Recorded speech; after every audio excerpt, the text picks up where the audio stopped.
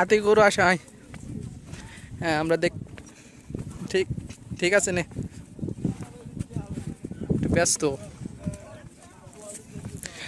প্রিয় বন্ধুরা, আমরা দেখতে পাচ্ছি আরিফ ভাই ধীরে ধীরে নিচে নামছেন, সাথে আমিও নামছি, সাথে আমি ক্যামেরাম্যান ছিলাম, সেজন্য আপনারা আমাকে দেখতে পাচ্ছেন না। সো আরিফ ভাইয়ের নামার দৃশ্যটা আমি ক্যামেরাবন্দি করে নিচ্ছি।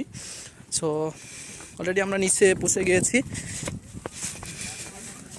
সো এখানে আমরা দেখতে পাচ্ছি অনেকগুলো গৃহপালিত পশু, ভেড়া আমরা যাকে বলি ভেড়া। আর আমরা দেখতে পাচ্ছি ভেড়াগুলো গায়ে এই যে আমরা আমাদের ভাষায় বলে থাকি যে খাগড়াই নামে আমরা বলি, সেগুলো লেগে গেছে।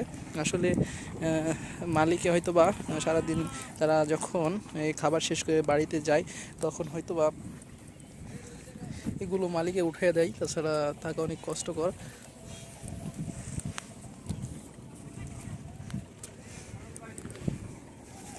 সো এখন আপনাদের দেখাবো এখানে অনেকগুলো গরু, সে গরুগুলো এখানে পদ্মার পাড়ে নিয়ে এসে রাখা হয়েছে।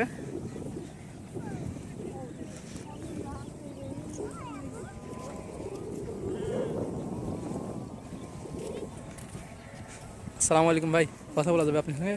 হ্যাঁ? কথা বলা যাবে? কথা বলা যাবে? হ্যাঁ যাবে না, ধন্যবাদ। এদিকে আসেন। আসসালামু আলাইকুম ভাই, ভালো আছেন?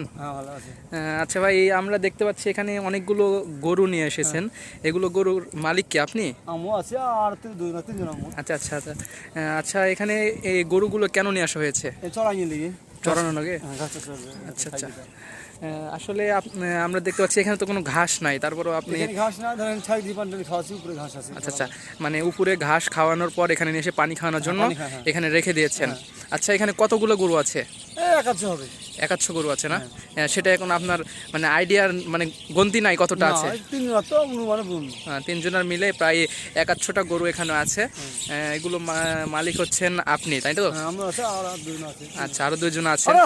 সো আপনার বাসা কোথায় ভাই? হ্যাঁ, এই পাশে।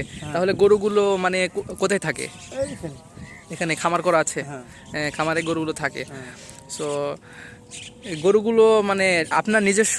হ্যাঁ, আমার নিজস্ব। আচ্ছা, তাহলে নদীর পাড়ে যে ঘাসগুলো আছে এগুলো ঘাস খেয়ে এই গরুগুলো থাকে। আচ্ছা, ধন্যবাদ ভাই আপনাকে সময় দেওয়ার জন্য।